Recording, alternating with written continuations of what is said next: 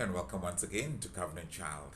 Another week has gone by, and we thank God for keeping His hand upon us as we almost face the end of the second month of this year. And I trust that you are still enjoying God's favor on your life, even though it might be challenging times. We thank God that He remains faithful. And I want to encourage us once again today to remain faithful, to remain full of God, no matter what comes your way.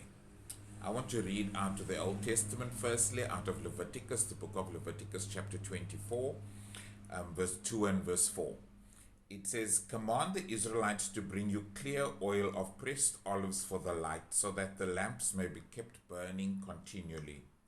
Outside the curtain that shields the ark of the covenant law in the tent of the meeting, Aaron is to tend the lamps before the Lord from evening till morning continually. This is to be a lasting ordinance for the generations to come. The lamps on the pure gold lampstand before the Lord must be tended continually." So the priests had duties in the tabernacle. And here we read about the outer court, or the holy place, which was the area just in front of the curtain of the Holy of Holies. And one of the items in this section of the tabernacle was the lampstand. And the priest's duties, as we just read there in Leviticus 24, was to keep this lamp burning continually, night and day. They had to come and they had to add oil, and they had to keep this lamp burning night and day. This lamp means many things. The lamp represents Jesus, who is the light, the ultimate light of the world, brought light into our lives. But it also speaks about us, and a lesson that we can learn here as well about us, that we are lamps. Jesus calls us the light of the world. And just as this lamp in the temple, in the tabernacle, had to burn continually, so as well our lamps need to burn continually. I've shared previously, and you can go and look for that video if you haven't watched it yet, that we are a royal priesthood. So we are priests, and just like the priests had to tend to these lamps in the tabernacle and see that those lamps had to burn continually, so we as priests as well, we must see that our lamps never go out. And in these trying times that we are facing each day that I'm listening, and for us here in South Africa, even today, I've just been listening. It's the budget speech today here in South Africa, and as I've been listening on the radio and watching TV, everybody is talking about the difficult economy and the tough times that people are going to be facing in our country because of the economy, because of the pandemic, and many other things. And so many are facing these tough times, and many have allowed their lamps perhaps to dim and to die out. But I want to encourage us, and I'm speaking even to myself, let us continue to let our lamps burn continually, even in this dark situation that we face. The lamps generally in the Old Testament and in the biblical times consisted of an oil and consisted also of a wick. And I want to go to the New Testament in Matthew 25, verse 1. I'm just going to read verse 6 to verse 8, but in verse 1 to verse 13, you will read the very well-known parable that Jesus told about the 10 virgins that were waiting for the bridegroom to come. And because of time, I'm not going to read the whole section, but just going to read verse 6 to verse 8, which says, "At midnight the cry rang out, 'Here's the bridegroom, come out to meet him.' Then all the virgins woke up and trimmed their lamps. The foolish one said to the wise, 'Give us some of your oil, our lamps are going out.' And we know the story that the wise ones, 5 of them, had extra oil. But I want to just look at, firstly, it says at midnight the cry went out. Midnight is normally when it's quiet, when people don't expect much to be happening. But at midnight, the cry went out, and therefore we need to be ready at all times. And then it says they trimmed their lamps.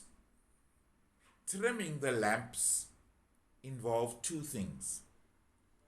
Firstly, it involved cutting the wick, which was normally either a cord that was in the lamp, and secondly, it involved filling the lamp with oil. The wick had to be cut because it mustn't be too long. I'm sure sometimes for us we hardly use lamps with wicks, but I'm sure those who can remember also the days of old when there were wicks and lamps with wicks, you had to cut that wick. It didn't have to be too long. You had a thing that you could turn it, because if it's too long, it burns too high, it smokes, and it wastes fuel. And so the lamp, the wick, had to be trimmed. And a short wick, on the other hand, if it was too short, the light would not burn properly and there would be a dim light. And so we are called to trim our lamps. Let us cut out the things that are not of God. Let us trim our lamps. Because as we said, if it burns out, we're going to waste many things. And so God is calling us, I believe, at this time as well, to trim our lamps, to cut out the things that are not of Him. And so that our lamps can burn brightly, that we don't cause a whole lot of smoke, and that our lamps aren't dim, but that it gives off the light, the bright light that it's supposed to give. But when we get caught up in many of the things of the world, our lamps don't burn brightly.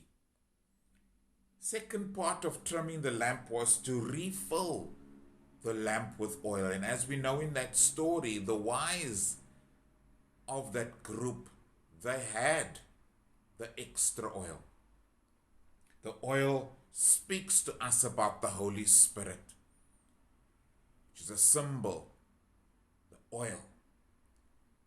We need the Holy Spirit so much. We thank God that He's given us the Holy Spirit in these times to carry us through.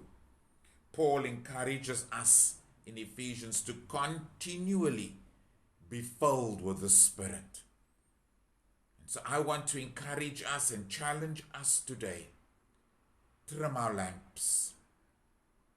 Cut out the things that are not of God. Seek His face.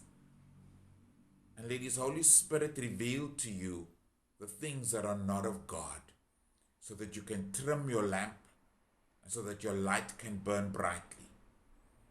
And allow the Holy Spirit to fill you continually with Himself, so that you can burn brightly in this world. If we only have the oil in our lamp, it might just burn into a wildfire. And if we only have a wick but no oil, there's no fire or no light. We need the two together, the Spirit and the Word. The wick represents the Word that we have in our life, that we need to study. So I want to encourage us as we go into this week, as we face an uncertain future, as we face challenging times. And many people are facing so many challenges. We hear constantly even of people who are taking their own lives. Even just heard today on the radio of somebody here in South Africa, famous musician who took his own life. People are facing real challenges. Therefore, we need to trim our wick as believers, cut out what is not of God, and get into the Word and study the Word and be consumed with the Word and allow the Holy Spirit to come to fill us so that we can burn brightly for God. Trim your lamps and be ready to shine for God in this dark world. Until we meet again, God willing, next week, Shalom.